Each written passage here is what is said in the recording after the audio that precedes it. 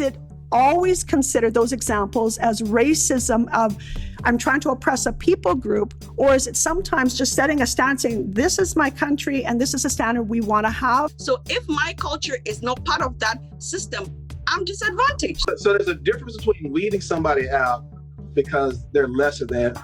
I wouldn't say that the case is always to discriminate. There is little resources and therefore there's competition for resources. Until Black is diluted, it is not accepted. But the general population doesn't fully understand. They just don't. And they don't understand when somebody says you're racist right away. I'm glad we're talking about this today. Well, welcome to Both Sides Now Table Talk. We've got an exciting show ahead of us. I'm Michelle Pexa, your host. I'm with our panelists, Serena Preslin-White and Alberta Mwembo.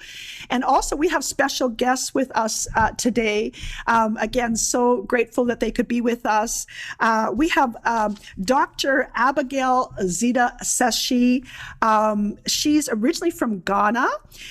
She moved to Canada in 2012 to pursue a master's degree in social justice and equity studies at Brock University. And later she completed her doctorate from the University of Saskatchewan and is now a lecturer there in sociology at the University of Saskatchewan. Dr. Zita's research interests include gender, social policy, and international development. And we're probably going to find out a lot more about her because she's got lots of interest working with women's issues. And so welcome, Dr. Zita. Yeah, thank you so much. And it's an honor to be part of this important discussion. Our other guest is William Ford III, and I'm going to call him Will as we go on, but Will is the former director of the Marketplace Leadership Major at Christ for the Nations Institute in Dallas, Texas. And you know him internationally for his family heirloom passed down through history and its connection to slavery and freedom. So we might hear a little bit about that in our show. Will's also an accomplished author. His fourth book is The Dream King, How the Dream of Martin Luther King is Being Fulfilled to Heal Racism in America. So welcome, Will, to our show. Yeah. Well, we're really excited about today's topic. It's a hot topic. It's a topic that can at times create a lot of tension with people, but it's important. And again, one of the reasons for this platform is we want to have discussion from both sides to really complex, difficult issues. We're talking about racism today. The problem of the 20th century will be the problem of the color, the line relation of the darker to the lighter races of men in Asia and Africa, in America, and the islands of the sea. It's a powerful statement. 1619 here in America, when 19 and some odd Africans were traded for victuals, at that moment, for the first time, we saw the color of skin in our nation be stigmatized, that the color of people who are from Africa be stigmatized, dehumanized to the place where they were commoditized and traded just for victuals. So from that moment on, things did basically that sowed this scarlet thread of dehumanization, slavery, and everything else, racism into our nation. And there's so much turmoil going in our nation right now because people are pulling on that scarlet thread right now, trying to rip out the fabric of our nation. And we very well should. But also we see that scarlet thread going all around the world in many shape, form, and fashion. So the whole idea of people being traded for like a commodity is horrible. It's horrific. And it needs to be dealt with.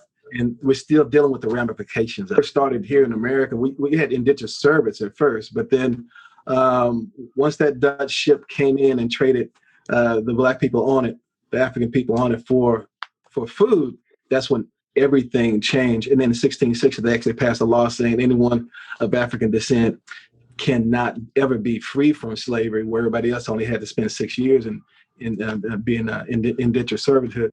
So everything shifted after that. So Uh, Colorism, yeah, that was part of it, but mainly there was a major focal point. The focal point was that whiteness was considered good, and anyone who was from African descent was considered a slave and not even human. Now, when it comes to the issue of color, it is important that in Ghana, when the European came and they forcefully mated with the indigenous women and they had children called the mulatto, missionary schools and education started because of the mulatto, because they wanted to educate them. And so schools started from a place of privilege, and the people that were able to get the education was the children of the white colonialists and the indigenous people, the mulatto, the mixed race. And so that is where it started. And so when you juxtapose it to slavery, because Ghana experienced colonialism, that is where colorism started,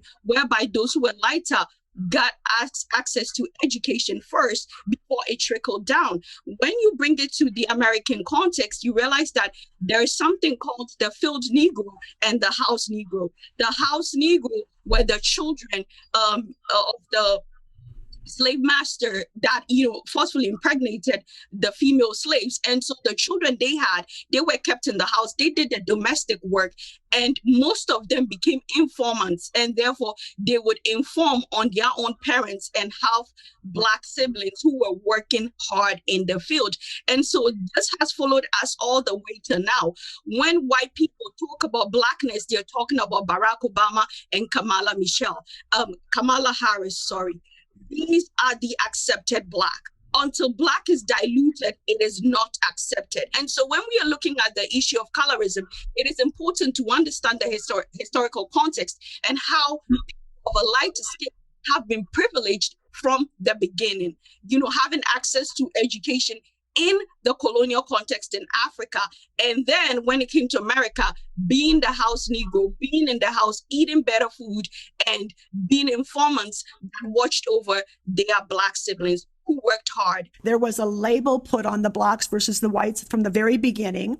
And then we're even talking about not just a label that you're going to be a slave forever, but also there's the piece that you brought out, Zita, that there was actually an advantage to being lighter. So there was greater privilege. As you're mentioning, the lighter the skin gave them greater opportunity. And those ones were treated better, as you're saying, like they got to do better work. They were in the house. They weren't working hard in the field. So they actually had the advantage. So I guess to a people, they'd be saying like, it'd be way better to be lighter skinned. If I was just a bit lighter, I would have more opportunity. If I was just a bit lighter, I would have greater education. And then you mentioned even where they would turn on their own family members, both the label of this is your lot in life, you are a slave for life because you are Black, but also the mindset and the belief systems of the Black people, it was that they didn't have any worth unless they were whiter or they didn't have opportunity.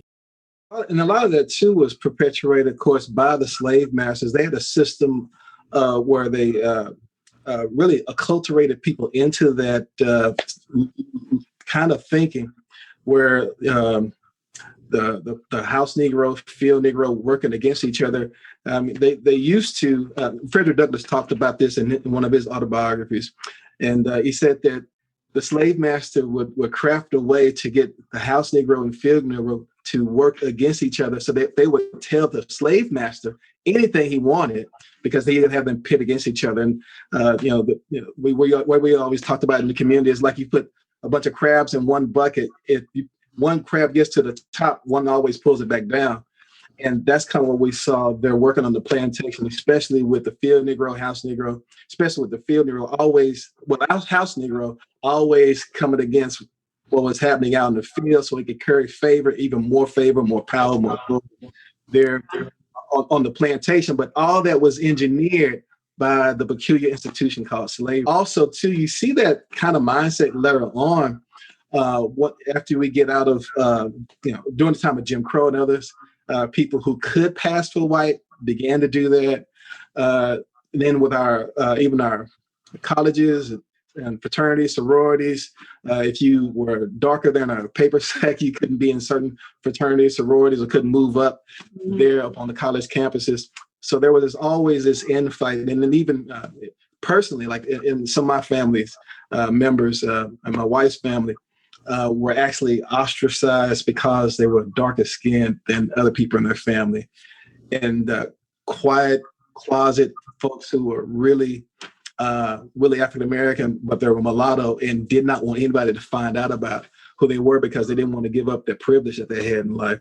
Yeah. So colorism, has been an interesting thing that people haven't talked out a lot about. Just kind of run through Black culture, American culture, and I'm glad we're talking about this today. They would work the people like pawns. They would use the human psyche to work itself against each other, and I mean for the people that were slaves, they would have just wanted their needs met, and who doesn't want to not have to be oppressed? It is important that when we are talking about the issue of slaves, Black people, and our new discourse is we were enslaved. We are not slaves. Right. That's a good point. Make that distinction. Nobody can put the label on you that you are a slave. We are not slaves. The best way to keep people down is through ideology. So the issue of likeness is a social construct. That likeness is better. That is because Blackness have always been seen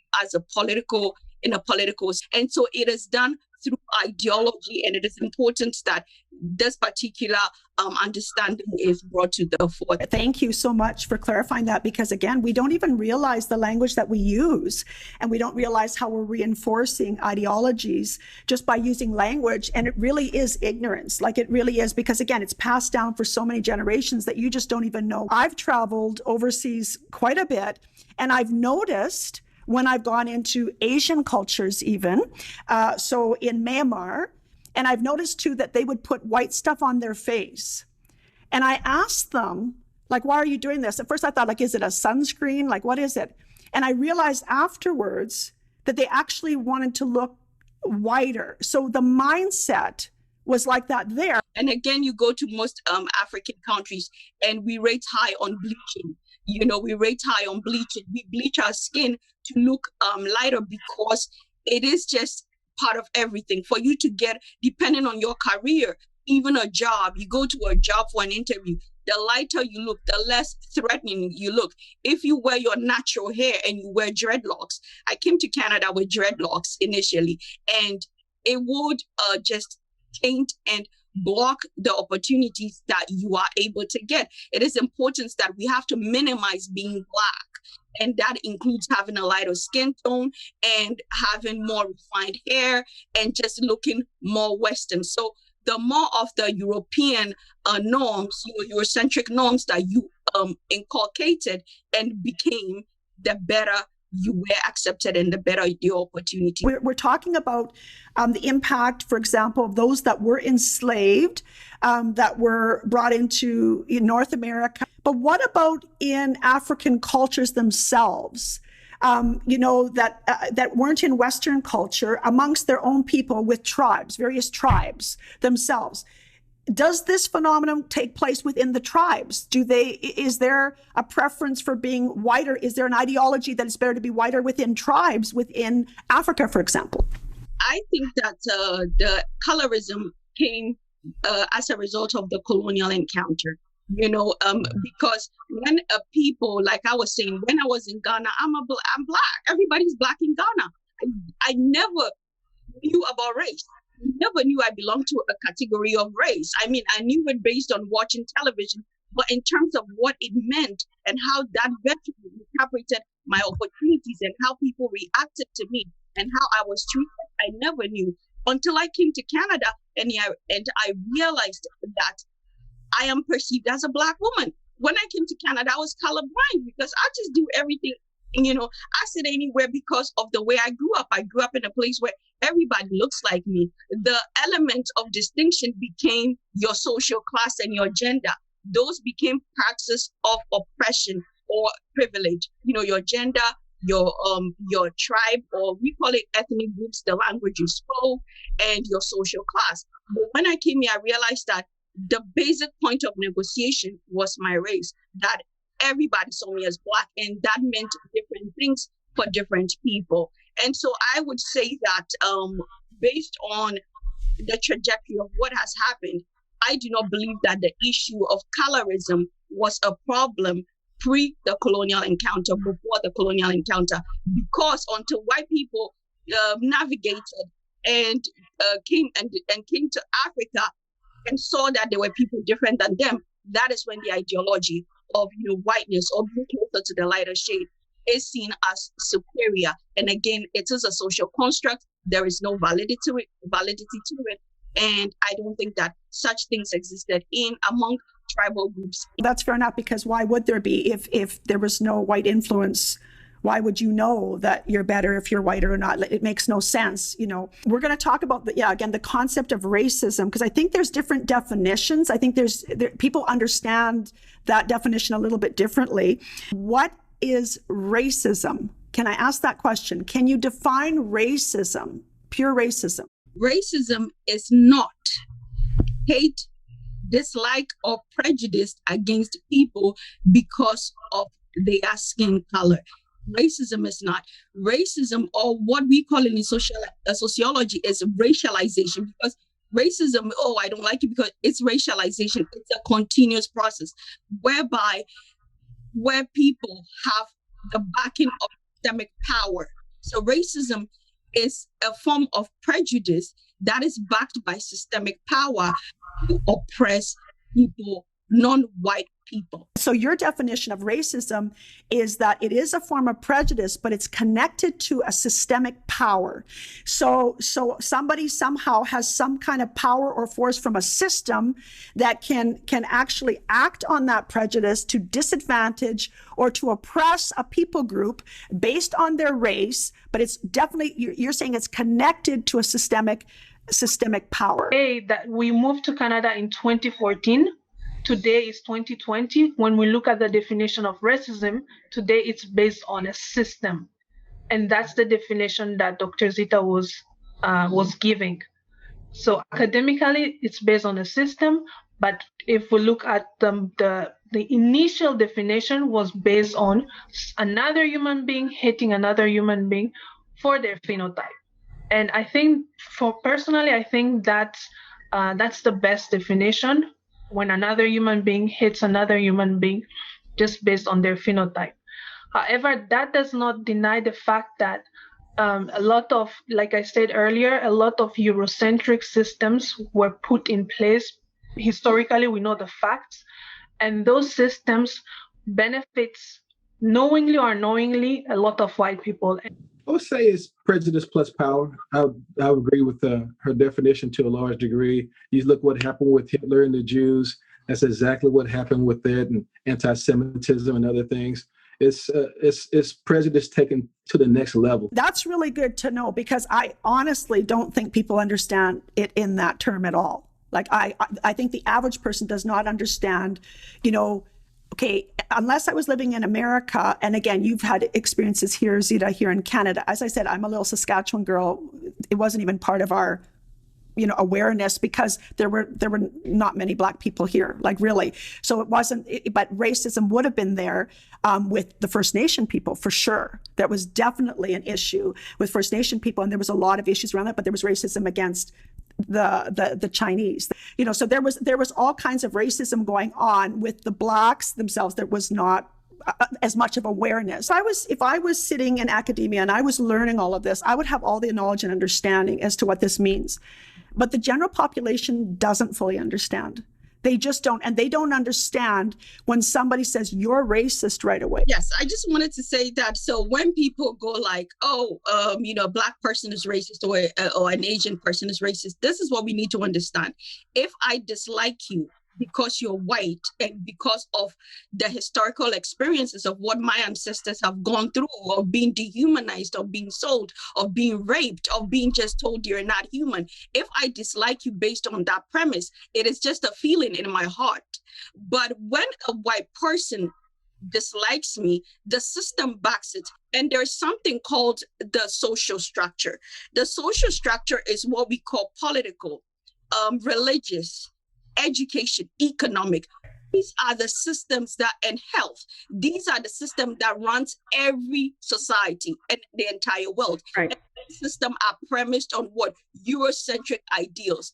Africans had the chieftaincy system or a king system. Europeans came and said politics and what? Democracy. When there is war, they go like this: people, oh, Africans are barbaric, they don't know how to act. But that democracy that said people should vote is what is based on what? Western ideology. Economically, you look at structural adjustment programs. This might be a bit ahead of people, but structural adjustment programs are just economic programs spearheaded by the World Bank, and yet telling African countries that until you do this and that, you will not develop. That is an economic parameter. It is important that when we are saying racism, it is rooted in the structures that control society. Structures I've mentioned are political, economic, health, religion, even marriage. You come to Ghana, we had our own traditional marriage.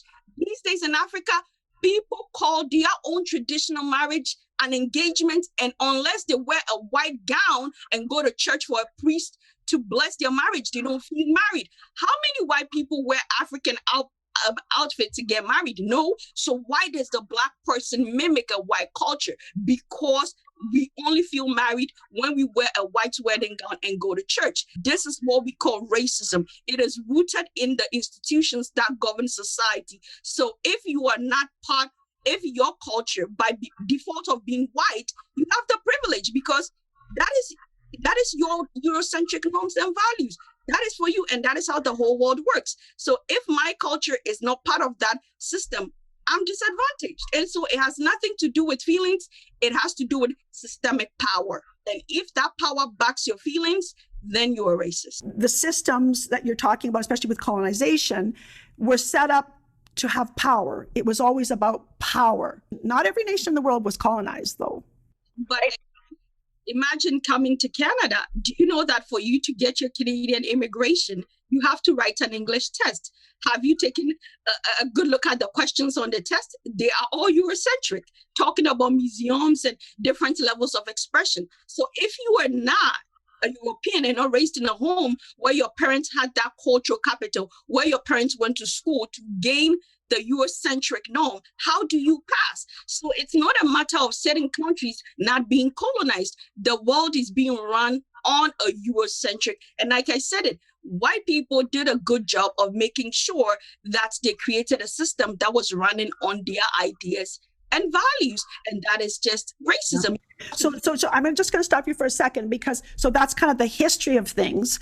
Your example, however, about the kind of questions to come into our country, it might, we're talking about power. Some power is to oppress, some power is to control. So every country has a right to control who they want to come in their country. So I'm just saying, for example, my understanding that for a period of time for Canada, they only wanted people coming into the country that would contribute to the country. So for example, someone that's educated or they have the ability to be educated and they would contribute and not take from the country. That was actually set in place intentionally. They might actually put those questions in place, not necessarily because I'm being, to oppress you, but actually because I'm not going to let you in my country. So for example, we have someone I know from India that wants to come into Canada, and currently he can't get into Canada because he comes from a poor Dalit community, and they don't believe that he will contribute to Canada.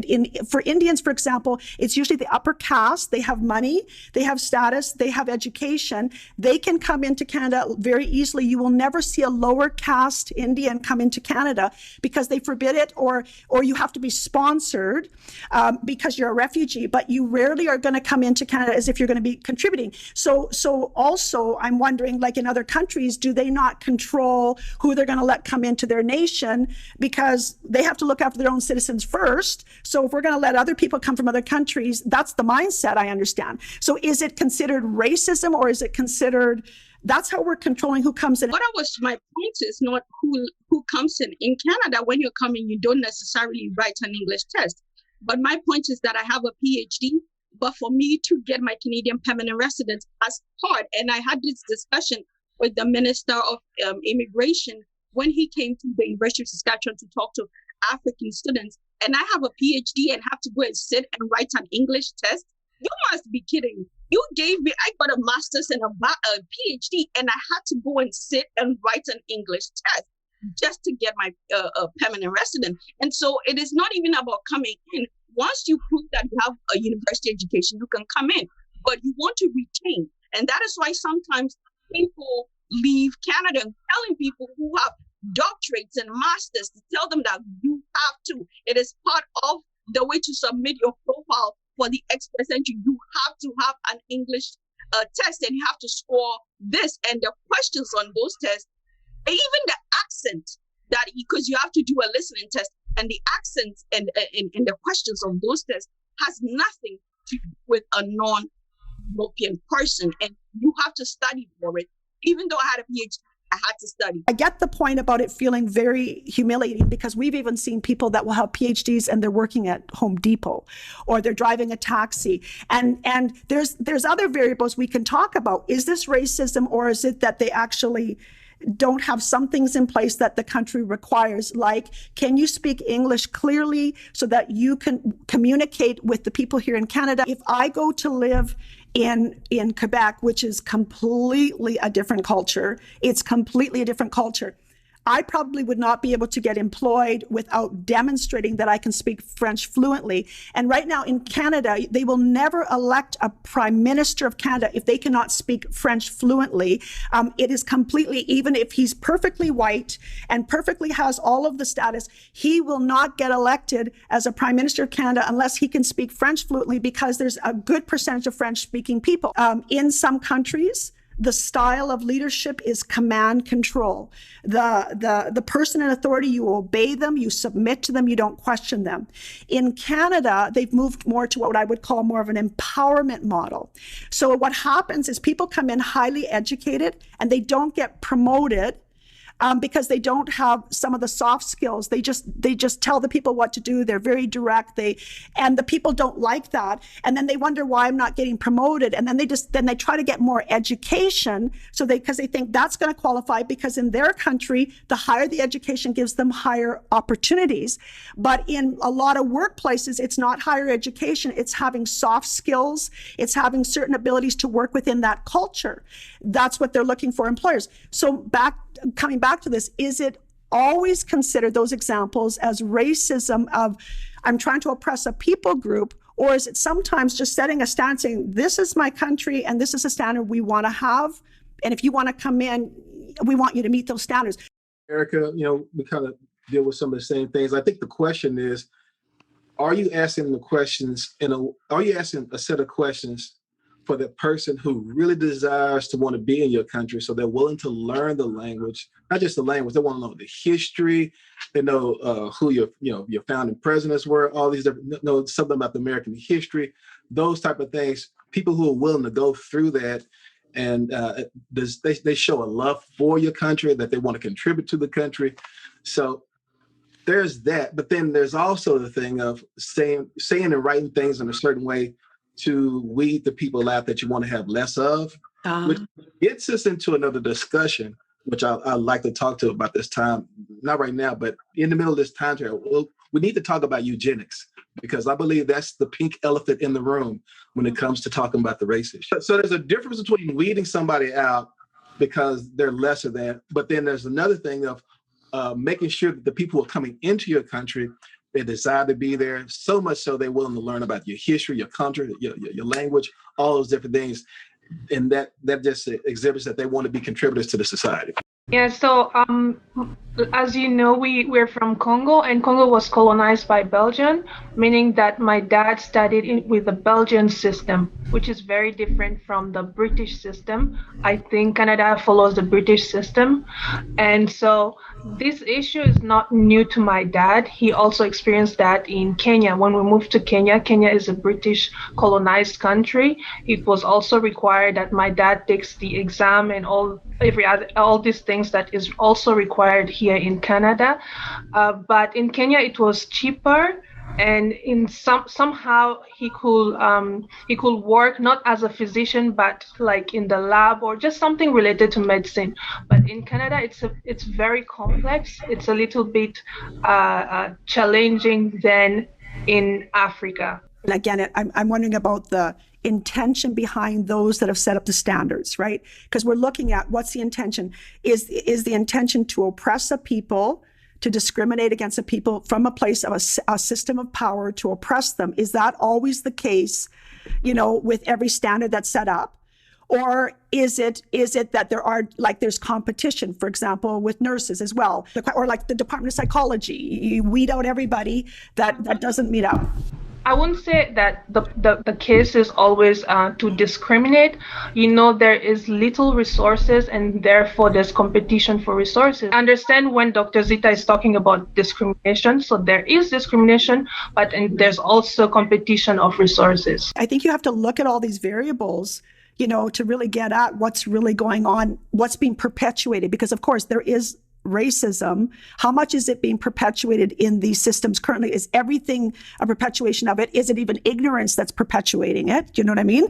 I did present on this issue of reaccreditation, and the professor, made a good comment, that I didn't think about. And with the field of medicine, it has to be regulated because, for instance, she said that the resources that are used to train doctors in Africa is definitely different. Like Canadian doctors cannot cure you of malaria. So even when I was going back to Ghana, they made sure I took a vaccine, even though I've gotten malaria multiple times. So it's not like I'm immune, but it won't kill me. But they had to make sure I'm responding, because if I got malaria and I came back, then there's nothing they can do. African doctors can cure malaria and different tropical diseases. So again, these processes are there to ensure that, you are trained with different resources and equipped to address different health issues. And you talked about Canada having, an empowerment model, and in different parts of the world, they have, autocracy. But the question is, under which lens are we saying this culture or this leadership is autocratic? We need to understand Ghana had a chieftaincy system and kings rule. And when you did something, they would tell you, okay, you did this, you took somebody's wife or you slept with somebody's wife, then you have to pay, let's say, 100 pieces of cowries. Would you say so when we are looking at styles of leadership, and you are interpreting it from a Eurocentric perspective that, we're empowerment, we're democratic, it is important to understand that in itself informs the issue of racism, because you are judging people's leadership style based on your understanding of what leadership should be. Oh, this is autocratic, they're being told what to do, and this is more of a liberal style. And that has led to a lot of conflict in Africa. If you look at Libya and the consistency of war. So it is important that when we are understanding leadership, we broaden the scope. It could be a form of democracy that you have somebody, a leader. It could be a form of democracy. But when we put labels or labels of this is an autocratic leadership, then it makes it problematic and people rebel, and then there are issues. So we need to tread cautiously. Yeah, and I just want to comment that, because again, I've been in management consulting for 23 years, and the styles of leadership have changed even in Canada. So there was a time when Canada, their approach to leadership in companies was what you would call command control. And what we have in terms of history, you talk about labor unions coming in. There was it was oppression. They would oppress the people. The boss, what you said, went like a king would rule. There was no input from the employees. There was, and that's, I'm thinking about, when my husband first went into labor force, or I did, you were actually under that model of leadership. And that would have been, I would have thought that would have been more like the British model. I don't know.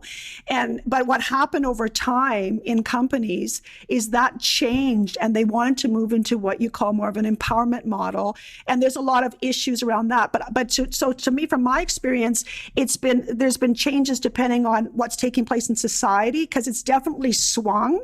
And so if you've got countries coming in that are used to more of a command control model of leadership, that was the style, and they're coming into the current style of, for example, in Canada, there is a clash. There really is a clash, and people don't understand. And I said, that's where I would discover, because I specialize in conflict, and I would have to sit down with people coming from other countries, and I would totally get their hearts, and I would totally get that what they were trying to do, but they didn't have the skills for that particular culture, workplace culture. And so they didn't understand why they couldn't get promotions, because they would demand something and it wouldn't work. And their style was just to be clear and concise, but the people were used to, we should talk about this, right? So So it's not a matter of one's right or wrong. I'm saying it has changed in Canada. And, I have personal views on which style I think is better or what works better depending on the culture of the workplace. But I'm not sure if I would say that currently the leadership style in the workplace is 100% based on the colony we came from, because I think it has evolved.